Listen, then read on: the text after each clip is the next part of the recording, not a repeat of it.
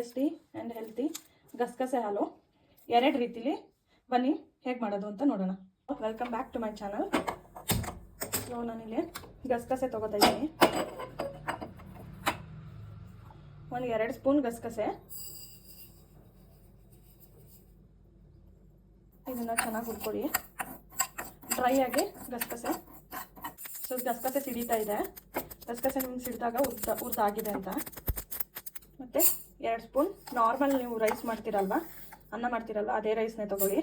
ನಿಮ್ಮ ಹತ್ರ ಕುಸುಬ್ಲಕ್ಕಿ ಇದ್ದರೆ ಅದನ್ನೇ ತೊಗೊಬೋದು. ಅದಿಲ್ಲ ಅಂತಂದರೆ ನೀವು ನಾರ್ಮಲ್ ನೀವು ರೈಸ್ ಮಾಡ್ತೀರಲ್ಲ ಅದೇ ರೈಸ್ನೇ ತೊಗೊಳ್ಳಿ. ನಾನಿಲ್ಲಿ 2 ಸ್ಪೂನ್ ಹಾಕ್ಕೊಂಡಿದ್ದೀನಿ. ಅದನ್ನು ಬಿಸಿ ಮಾಡ್ಕೊಳ್ಳಿ. ಗಸಗಸೆ ಮತ್ತು ಅಕ್ಕಿನ ಎರಡನ್ನೂ ಡ್ರೈ ಆಗಿ ಬಿಸಿ ಮಾಡ್ಕೋಬೇಕು. ಅಕ್ಕಿ ಹುರಿದಾಗ ನಿಮಗೆ ಈ ಥರ ಆಗಿರುತ್ತೆ.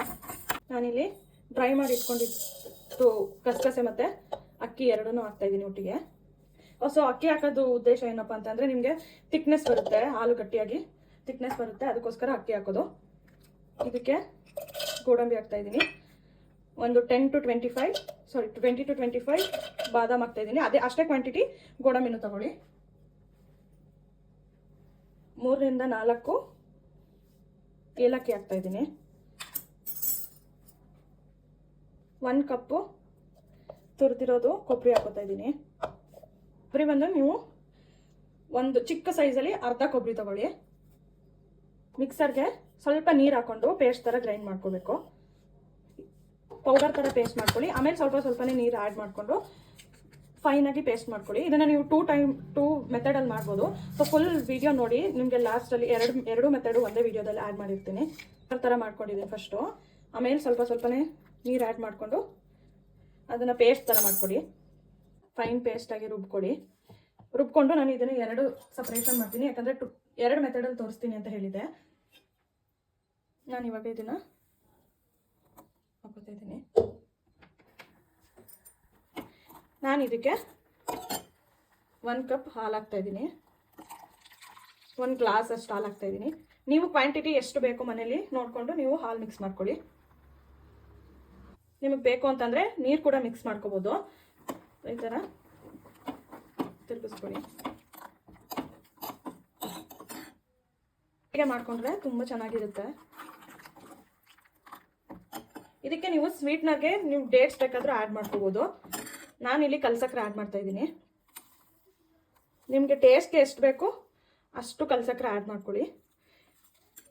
ನೀವು ಡೇಟ್ಸ್ ಆದರೂ ಹಾಕ್ಬೋದು, ಇಲ್ಲಾಂತಂದರೆ ಬೆಲ್ಲನಾದರೂ ಹಾಕ್ಬೋದು. ಸ್ವಲ್ಪ ಟೇಸ್ಟ್ ಚೇಂಜ್ ಆಗುತ್ತೆ. ಇದು ಬೇಯಲಿಕ್ಕೆ ಬಿಡಿ. ಈ ಡ್ರೈ ಫ್ರೂಟ್ಸ್ ಜೊತೆಗೆ ನೀವು ದ್ರಾಕ್ಷಿ ಕೂಡ ನೀವು ಸೇರಿಸ್ಬೋದಾ ಅಂತ ಕೇಳಿದ್ರೆ ಸೇರಿಸ್ಬೋದು. ಬಟ್ ಅದರಲ್ಲಿ ಸ್ವಲ್ಪ ಹುಳಿ ಕಂಟೆಂಟ್ ಇರೋದ್ರಿಂದ ಹಾಲು ಹಾಕ್ತೀವಲ್ಲ, ಹಾಗಾಗಿ ಹಾಲು ಒಡೆದೋಗೋ ಚಾನ್ಸಸ್ ಹೊಡಿಬೋದು. ಸೊ ಹಾಗಾಗಿ ನಿಮಗೆ ಬೇಕು ಅಂತಂದರೆ ನೀವು ಹಾಕೋಬೋದು. ಸೊ ನಾನಿಲ್ಲಿ ಹಾಕಿಲ್ಲ. ಇದು ನಮ್ಮಮ್ಮ ನನಗೆ ಇದೇ ಥರನೇ ಮಾಡ್ಕೊಡ್ತಾ ಇದ್ದಿದ್ದು ಯಾವಾಗಲೂ. ತುಂಬ ಎನರ್ಜಿ ಲಾಸ್ ಅನಿಸುತ್ತೆ ಬೆಳಗ್ಗೆ ಟೈಮ್, ಏನಾದರೂ ಹೆಲ್ದಿಯಾಗಿ ಸ್ವಲ್ಪ ಸ್ಟ್ರೆಂತ್ ಇರೋ ಥರ ಏನಾದರೂ ಡ್ರಿಂಕ್ ತೊಗೋಬೋದು ಅಂತಂದರೆ ಈಸಿಯಾಗಿ ಈ ಥರ ನೀವು ಮಾಡಿಕೊಂಡು ನೀವು ಕುಡಿಬೋದು. ಮಕ್ಳಿಗೂ ಅಷ್ಟೇ ವೆಯ್ಟ್ ತುಂಬ ಕಮ್ಮಿ ಇದ್ದಾರೆ, ವೆಯ್ಟ್ ಗೇನ್ ಮಾಡಬೇಕು ಹೆಲ್ದಿ ವೇಯಲ್ಲಿ ಅಂತಂದರೆ ಈ ಥರ ಡ್ರಿಂಕ್ಸ್ ಎಲ್ಲ ಮಕ್ಳು ಕೊಟ್ಟರೆ ತುಂಬ ಚೆನ್ನಾಗಿರುತ್ತೆ. ನೀವು ಮಾಮೂಲಿ ಹಾಲು, ಹಾರ್ಲಿಕ್ಸು, ಬೂಸ್ಟು ಆ ಥರ ಕೊಡೋ ಬದಲು ಈ ಥರ ಒಂದ್ಸಲ ಟ್ರೈ ಮಾಡಿ, ಮನೇಲಿ ಮಾಡಿ ಮಕ್ಳಿಗೆ ಕೊಟ್ಟು ನೋಡಿ. ಸ್ವಲ್ಪ ಗಟ್ಟಿಯಾಗೇ ಮಾಡ್ಕೊಳ್ಳಿ, ಯಾಕಂದರೆ ಗಟ್ಟಿ ಇದ್ದರೆ ಸ್ವಲ್ಪ ಕುಡಿಯೋಕ್ಕೆ ಚೆನ್ನಾಗಿರುತ್ತೆ. ಹಾಗಂದ್ರೆ ತೀರಾ ಗಟ್ಟಿನೂ ಬೇಡ. ಸೊ ಈ ಥರ ಮೀಡಿಯಮ್ ಕನ್ಸಿಸ್ಟೆನ್ಸಿಲಿ ಮಾಡ್ಕೊಳ್ಳಿ. ಸೊ ಇದಾಗಿದೆ. ಇವಾಗ ಒಂದು 10 ಮಿನಿಟ್ಸ್ ಬಾಯ್ಲ್ ಮಾಡಿದ್ರೆ ಸಾಕು, ಎಲ್ಲ ಒಟ್ಟಿಗೆ ಹಾಕ್ಕೊಂಡು. ಸ್ವೀಟು ನೀವು ನೋಡಿಕೊಂಡು ಹಾಕ್ಕೊಳ್ಳಿ. ನೀವು ಸ್ವೀಟು ಕಲ್ಸಕ್ಕರೆ ಎಲ್ಲ ನಾನು ತಿನ್ನಲ್ಲ ಅಂತಂದರೆ ನಾನು ಹೇಳ್ದಂಗೆ ಡೇಟ್ಸ್ನ, ಖರ್ಜೂರನ ನೀವು ಪೇಸ್ಟ್ ಮಾಡಿ ಹಾಲಲ್ಲಿ ಪೇಸ್ಟ್ ಮಾಡಿ ಅದನ್ನು ಹಾಕೋಬೋದು. ಇಲ್ಲ ಅಂತಂದರೆ ಬೆಲ್ಲ ಹಾಕ್ಬೋದು. ಏನು ಡಿಫ್ರೆನ್ಸ್ ಏನಂತಂದರೆ ಟೇಸ್ಟ್ ಸ್ವಲ್ಪ ಡಿಫ್ರೆನ್ಸ್ ಆಗುತ್ತೆ ಅಷ್ಟೇ, ಬಟ್ ಸೇಮ್ ಇರುತ್ತೆ. ಆಗಿದೆ. ಇವಾಗ ಸೇಮ್ ಹಾಲು ಯಾವ ಥರ ಉಕ್ಕುತ್ತೆ ಅದೇ ಥರ ಉಕ್ತಾ ಬರುತ್ತೆ ನೋಡಿ, ಗಟ್ಟಿಗೆ ಈ ಥರ ಮಾಡ್ಕೊಳ್ಳಿ. ಇನ್ನೊಂದು ಮೆಥಡು. ಸೊ ಇನ್ನೊಂದು ಪಾತ್ರೆಗೆ ನೀವು 2 ಮೆಥಡಲ್ಲಿ ಮಾಡ್ಕೋಬೋದು. ನಾನು ಇಲ್ಲಿ 1 ಸ್ಪೂನ್ ತುಪ್ಪ ಹಾಕ್ತಾಯಿದ್ದೀನಿ. ಜಾಸ್ತಿ ಹಾಕ್ಬೇಡಿ, ಸ್ವಲ್ಪ ಹಾಕ್ಕೊಳ್ಳಿ ತುಪ್ಪ. ಸೊ ತುಪ್ಪ ಹಾಕ್ಕೊಂಡು ಒಂದು 1/2 ಕ್ಯಾರೆಟು ತುರಿದಿಟ್ಕೊಂಡಿರೋದು, 1/2 ಕ್ಯಾರೆಟು ಚಿಕ್ಕದು, ದೊಡ್ಡದಿದ್ರೆ 1/2 ತೊಗೊಳ್ಳಿ, ಚಿಕ್ಕದಿದ್ರೆ 1 ಫುಲ್ ಕ್ಯಾರೆಟ್ ತೊಗೊಳ್ಳಿ. ಹೀಗೆ ತುಪ್ಪದಲ್ಲಿ ಅದನ್ನು ಫ್ರೈ ಮಾಡಿ ಬೇಯಲಿಕ್ಕೆ ಬಿಡಿ. ಕ್ಯಾರೆಟ್ ಬೇಗ ಬೆಂದೋಗುತ್ತೆ. ನಿಮಗೆ ಒಂದು 5 to 10 ಮಿನಿಟ್ಸ್ ಬಿಟ್ಟರೆ ಸಾಕು, ಕ್ಯಾರೆಟ್ ಬೆಂದೋಗುತ್ತೆ. ಸೊ ಕ್ಯಾರೆಟ್ನ ಬೇಯಲಿಕ್ಕೆ ಬಿಡಿ. ಕ್ಯಾರೆಟ್ ಈಗ ಬೆಂದಿದೆ. ಸೊ ನಾವು ಆಗಲೇ ಪೇಸ್ಟ್ ಮಾಡಿ ಇಟ್ಕೊಂಡಿದ್ವಲ್ಲ, ಸೊ ಆ ಪೇಸ್ಟ್ನ ಇದಕ್ಕೆ ಹಾಕೊಳ್ಳಿ. ನಾನು ಇದಕ್ಕೂ ಕೂಡ ಹಾಲು ಆ್ಯಡ್ ಮಾಡ್ತಾ ಇದ್ದೀನಿ. ನೀವು ಎಷ್ಟೇ ಲಿಕ್ವಿಡ್ ಆಗಿ ಮಾಡಿದ್ರು ನೀವು ಅಕ್ಕಿ ಹಾಕಿರೋದ್ರಿಂದ, ಅಕ್ಕಿ ಹುರಿದು ಹಾಕಿರೋದ್ರಿಂದ ನಿಮಗೆ ಥಿಕ್ನೆಸ್ ಜಾಸ್ತಿ ಬರುತ್ತೆ. ಇದು ಅಷ್ಟೇ ಒಂದು ಬಾಯ್ಲ್ ಆಗೋ ತನಕ ಬೇಯಿಸ್ಕೊಳ್ಳಿ. 2 ಥರ ಈ ಥರ ಮಾಡ್ಕೋಬೋದು. ಅದು ಕೂಡ ಇವಾಗ ಆಗಿದೆ. ಕಲ್ ಸಕ್ಕರೆ ಹಾಕೊಳ್ಳಿ. ಕಾಫಿ ಟೀ ತುಂಬ ಅಡಿಕ್ಷನ್ ಆಗಿ ಸಬ್ಸ್ಟಿಟ್ಯೂಟ್ ಆಗಿ ಒಂದು ಡ್ರಿಂಕ್ನ ನೀವು ನೋಡ್ತಾ ಇದ್ದೀರಾ ಅಂತಂದರೆ ಈ ಡ್ರಿಂಕ್ನ ನೀವು ಖಂಡಿತ ಟ್ರೈ ಮಾಡ್ಬೋದು.